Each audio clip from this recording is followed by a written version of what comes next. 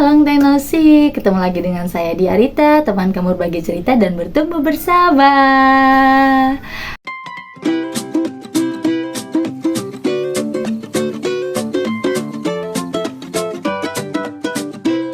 Halo, kali ini aku pengen cerita tentang terapi sensori integrasi. Sering ya ketika anak-anak yang berkebutuhan khusus atau anak autis sering banget disarankan untuk melakukan terapi. Yang pertama kali adalah terapi sensori integrasi, terutama ketika anak tersebut belum pernah mendapatkan penanganan secara khusus. Biasanya akan diarahkan ke terapi sensori integrasi. Kenapa sih dan apa manfaatnya? Jadi aku pengen cerita dulu ya. Kalau anak autis ini kan punya banyak gangguan ya, yang berkaitan dengan perilakunya, kognitifnya, kemudian sosialnya juga, emosionalnya juga gitu kan. Dan yang paling sering adalah anak tersebut memiliki gangguan dalam hal sensorinya. Jadi ada beberapa kaitan antara sensori dengan bagaimana respon anak tersebut terhadap lingkungannya atau di sekitarnya ya. Jadi begini, kalau kita tahu anak-anak masih bayi gitu ya, mereka itu kan mengenal dunia dengan cara belajar dari panca inderanya ya, dari apa yang dia lihat, dia dengar, dia sentuh, dia raba, dia cium kan. Nah, sensor yang di panca indera itu aktif, kemudian memberikan sinyal kepada otak, lalu menerjemahkan, lalu dia akan mengirimkan sinyal lagi ke bagian motorik untuk merespon. Kan begitu ya kalau umumnya. Nah, kalau pada anak-anak autis biasanya ada masalah di situ. Jadi ada penerimaan sensor yang kurang tepat. Nah, karena penerimaan sensor yang kurang tepat tersebutlah akan membuat dia menginterpretasi dunia secara berbeda. Misalnya, ada dua kategori, ada yang hipersensitif, ada yang hiposensitif. Kalau hipersensitif, jadi ada stimulasi yang datang ke indranya dia respon itu, dia tangkap sinyal itu sebagai sesuatu yang berlebihan, sehingga ada reaksi dari anak tersebut menolak atau melindungi diri. Itu yang hipersensitif sensorinya. Tapi yang sebaliknya juga ada hiposensitif. Misalnya dia menerima rangsangan dari luar masuk ke panca inderanya, tapi tidak ditanggapi karena dia merasa itu kurang gitu loh. Jadi kurang banyak stimulusnya. Nah, itulah yang membuat mereka menjadi mencari-cari stimulus lainnya. Akibatnya di perilaku lebih aktif, ya kan? Sering lihat ya, lebih aktif dan memang nggak bisa diam gitu ya, atau ada gerakan-gerakan repetitif yang sering kita lihat biasanya dengan kasat mata. Nah, mengapa diarahkan ke sensori integrasi? Jadi kita mau balik dulu nih ke kemampuan dasar manusia. Kita harus perbaiki dulu bagaimana kemampuan dia untuk menerima ya melalui panca inderanya. Karena kan otak ini kan adalah sebuah organ yang terstruktur ya, dan secara integratif. Jadi dia itu bisa bekerja karena ada tahap-tahapannya gitu, terstruktur gitu ya. Jadi kalau misalnya kita pecah-pecah kayak gini lah, kita melihat mungkin hanya sekedar melihat saja seperti biasa, kita nggak ada beban, nggak ada problem gitu ya. Jadi kita anggapnya itu seperti sebuah respon otomatis.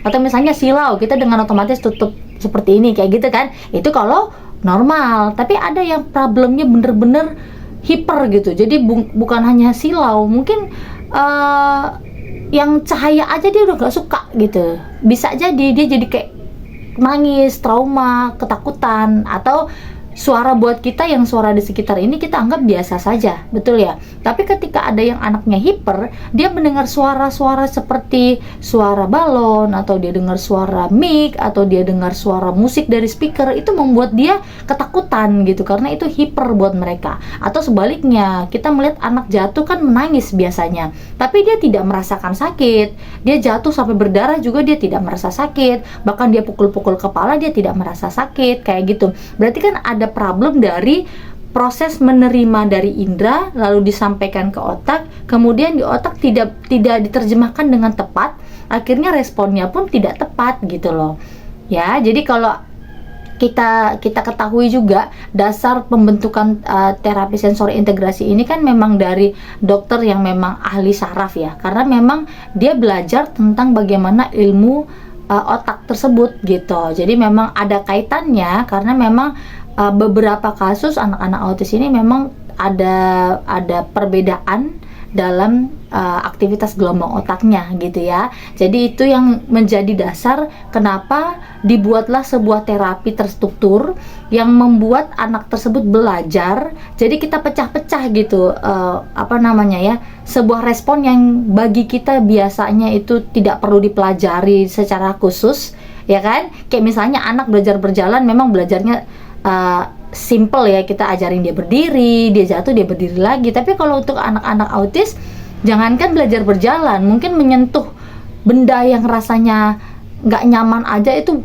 PR banget buat kita gitu. Bahkan potong rambut aja tuh PR banget buat kita, atau dia menginjak rumput aja itu PR banget buat kita gitu. Makanya basicnya sensori integrasi dulu gitu ya. Jadi bukan berarti anak-anakku kan bukan bayi, ngapain dia belajar begitu, bukan. Tapi kita kembali lagi ke dasar dulu gitu. Jadi kita bantu untuk dia mengenali stimulus-stimulus sehingga dia belajar dan dia rekam di otaknya. Kemudian dia tahu bagaimana merespon dengan tepat, karena kan kita ajarin kan. Jadi di terapi sensori ini apa yang dilakukan? Biasanya ada kegiatan permainan, aktivitas fisik, pokoknya kegiatan-kegiatan yang menggunakan panca indera. Belajar yang kita fokuskan itu tentang taktilnya, vestibularnya, auditorinya, kayak gitu ya, visualnya. Jadi itu yang difokuskan dan kita ajarin bagaimana respon yang tepatnya. Kita berikan stimulus sehingga anak mengenali dan tidak merespon secara berlebihan. Atau misalnya kita berikan ada yang pernah dikasih sikat halus, digosok-gosokkan ke tubuhnya sehingga dia tidak perlu mencari stimulus dengan cara memukul-mukul badan atau dengan nggak bisa diam atau yang lainnya lah, kayak gitu ya. Jadi itu cara anak untuk belajar dari indranya dulu. Nah, ketika nanti dia sudah mengenali pola, jadi kan prinsip otak ini kan plastisitas ya. Plastisitas itu dapat berubah-ubah susunan sarafnya sesuai dengan kemampuan dia belajar. Jadi semakin kita sering belajar, nanti akan muncul jaringan sambungan saraf-saraf baru gitu, sinaps-sinaps yang baru gitu. Jadi dia udah tahu, akhirnya ketika diterapkan dalam situasi yang berbeda, anak tersebut mampu merespon karena sudah punya pengalaman di terapi sebelumnya. Kayak gitu harapannya. Makanya ketika anak sudah diberikan terapi sensori integrasi, pasti ada ya, bukan kita pastikan ada, karena kan tiap anak berbeda-beda kondisinya. Tapi sudah dapat dengan tepat diberikan, maka akan menunjukkan progres gitu ya. Jadi akan ada progres terhadap anak tersebut sehingga dia tidak merespon segala sesuatunya dengan berlebihan atau justru tidak merespon sama sekali. Nanti ketika itu sudah dapat diterapkan dalam perilaku sehari-hari, maka akan membantu dia juga dalam hal berkonsentrasi gitu, juga dalam hal berperilaku, juga dalam hal beradaptasi dengan lingkungan sosialnya. Itu ya dasar kenapa sering banget kalau saat kita mulai bawa anak kita untuk pertama kali, yang disarankan adalah terapi sensori integrasi. Kalau pernah dengar juga terapi okupasi, sebenarnya itu mirip-mirip karena kan sensori integrasi itu kan anakannya ya. Kalau okupasi lebih ke motorik kasar, kegiatan-kegiatan yang seperti gym, atau dia berjalan di papan titian, atau dia bermain bola. Jadi yang motorik kasar itu kan seluruh tubuh ya. Jadi otot-otot besar yang dilatih. Tapi kalau sensori integrasi itu lebih otot-otot halus dan koordinasi matanya dengan tangannya, pegangannya, genggamannya, kemudian dengan pandangannya, pendengarannya, kemudian sentuhannya gitu. Jadi lebih ke halus. Jadi otot-otot halusnya yang ditingkatkan, dilatih, di training seperti itu. Itu kira-kira gambarannya ya teman-teman. Mudah-mudahan info yang disampaikan ini boleh bermanfaat, dan boleh juga cerita dari pengalaman pribadi atau pengalaman yang pernah dialami dengan kenalan relasinya, untuk kita boleh berbagi cerita bersama. Terima kasih, see you on the next video. Salam sehat selalu, bye.